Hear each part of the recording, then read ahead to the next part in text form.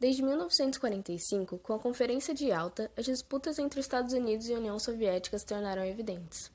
Essa rivalidade derivava principalmente de motivações ideológicas. Seus sistemas econômicos, capitalismo e socialismo, respectivamente, eram incompatíveis e antagônicos.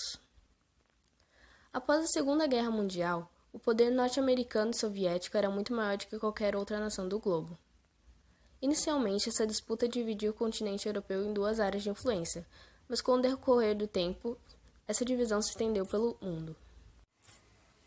Caracterizado pela bipolarização e intensa rivalidade entre duas nações, esse período, que durou quase meio século, ficou conhecido como Guerra Fria. Dentre os outros conflitos dessa época, explicaremos a Guerra Afegã-Soviética. Guerra Afegã-Soviética. A Guerra Afegã-Soviética aconteceu entre 1979 e 1989, no país Afeganistão. O Afeganistão é localizado entre grandes países como Paquistão, Irã, China e União Soviética. Por isso é possível dizer que esse território se encontra em uma área politicamente importante. No decorrer do século XX, a União Soviética foi parceira do Afeganistão.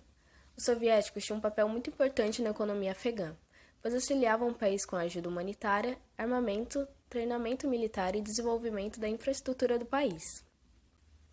Porém, na década de 1970, essa parceria foi abalada, a começar pelo golpe de Estado ocorrido em 1973, que derrubou a monarquia afegã e levou à presidência Mohamed Dal-Khan. No entanto, durante a presidência de Dal-Khan, as relações com o Partido Democrático do Povo Afegão, PDPA, tornaram-se ruins, levando os membros da PDPA, que tinham ideologias socialistas, a organizarem um golpe para tirar o presidente do poder. O golpe ocorreu em 1978. Foi nomeado como Revolução de Saur. Com isso, Dal-Khan foi tirado do poder e executado. Essa revolução, apoiada pela União Soviética, levou Nur Mohammad Taraki e o Partido Democrático do Povo Afegão ao poder, instaurando um novo governo socialista. No entanto, o governo de Taraki também foi muito conturbado, por conta de uma série de reformas aplicadas no país, com a introdução de ensino laico e a permissão de entrada de mulheres em quadros políticos do Afeganistão. Essas reformas repercutiram de modo negativo para diversas áreas do país, principalmente no interior, que era denominado por grupos conservadores que viam essas mudanças como uma ameaça ao islamismo. A insatisfação virou uma rebelião, e grupos de guerrilhas começaram a ser formados para lutar contra o novo governo. Esses grupos eram conhecidos como mujahidins, cuja tradução significa combatente ou alguém que se empenha na luta. Inspirados no fundamentalismo islâmico, os mujahidins não consideravam essa disputa apenas uma guerra contra o sistema político, mas também uma guerra santa, já que o governo socialista era ateu e tecnicamente foi implantado por outro governo ateu, cristão ortodoxo, a União Soviética.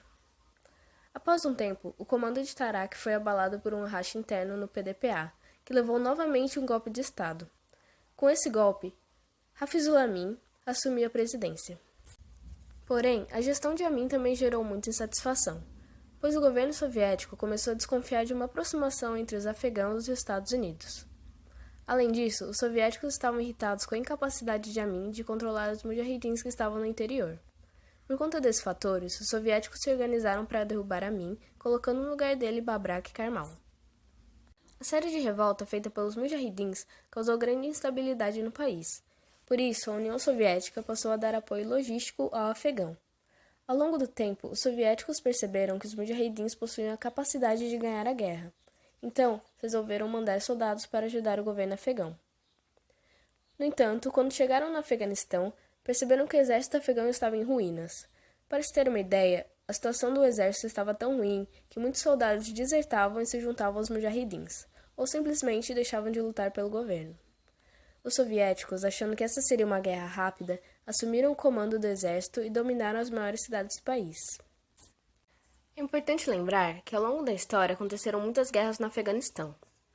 A Guerra Civil Afegã começou em 1978, com a Revolução de Saur. Já a Guerra Afegã-Soviética começou em 1979, com a entrada da União Soviética. Ou seja, a Guerra Afegã-Soviética é uma parte da Guerra Civil Afegã, pois a soviética acabou em 1989 e a civil afegã permanece até os dias atuais. Com o passar do tempo, o governo soviético foi mandando mais e mais soldados para o Afeganistão, e a guerra estava ficando cada vez mais cara e cansativa. Os mujahidins estavam dando conta dos soviéticos, pois recebiam apoio com armas e suplementos dos Estados Unidos, Paquistão, Reino Unido, Irã e outros. Apesar de a China possuir uma ideologia semelhante à União Soviética, os chineses também apoiavam os mujahidins, pois não concordavam que os afegãos fossem influenciados pelos soviéticos. Para a União Soviética era muito importante manter o Afeganistão socialista, já que também em 1979 uma revolução islâmica cresceu no Irã, e se isso se espalhasse para o Afeganistão, poderia também se espalhar para as repúblicas socialistas dentro da União Soviética, que tinha uma grande quantidade de muçulmanos. Apesar de soviéticos ganharem a maioria das batalhas, a guerra não parecia progredir para o lado deles. Como essa era uma guerra encarada como uma guerra santa para os mujahidins, muçulmanos de várias partes do mundo foram para o Afeganistão se juntar a eles. Os mujahidins eram divididos em vários grupos e não tinham uma tática única. Atacavam em cidades e estradas para atrapalhar os soviéticos e faziam emboscadas.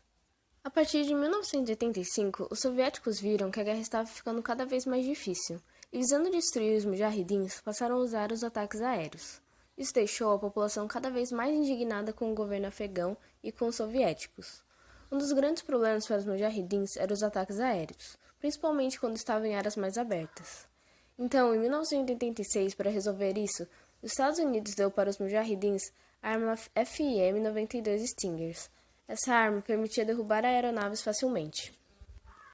Com o passar dos anos, os custos só aumentaram.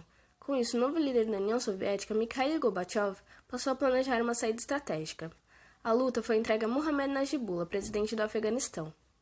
Com a saída das tropas soviéticas, a situação do governo afegão, conforme já se esperava, tornou-se dramática. No mesmo ano que a União Soviética retirava suas tropas do Afeganistão, a Cortina de Ferro sofreu sua primeira brecha. Cortina de Ferro foi a expressão usada para designar a divisão da Europa em duas áreas de influência político-econômicas distintas.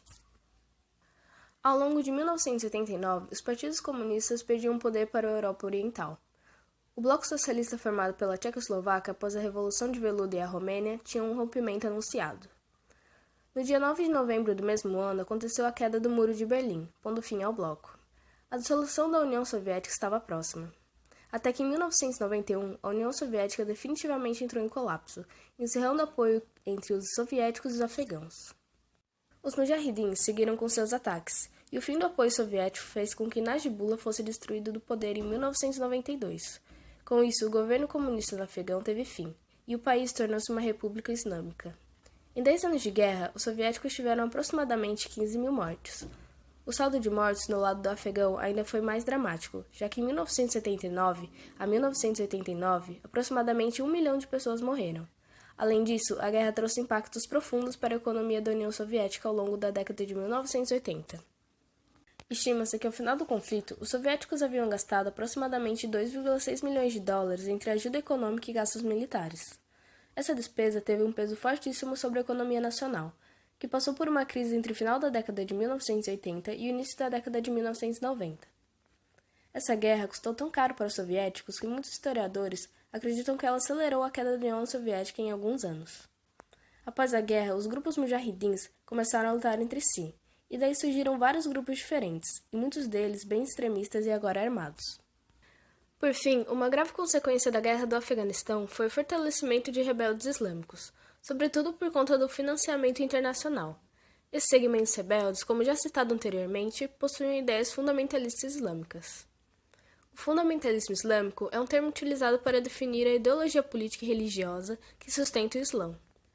De origem midiática, esse termo define o Islã como não apenas uma religião, mas como um sistema que também governa imperativos políticos, econômicos, culturais e sociais do Estado, quebrando o paradigma de Estados laicos. Um objetivo crucial do fundamentalismo islâmico é a tomada de controle do Estado de forma a implementar o sistema islamista, ou seja, que abriga e coordena todos os aspectos sociais de uma sociedade através da Sharia islâmica. Além disso, dos mujahidins surgiram grandes dois grupos terroristas da atualidade, o Al-Qaeda e o Talibã.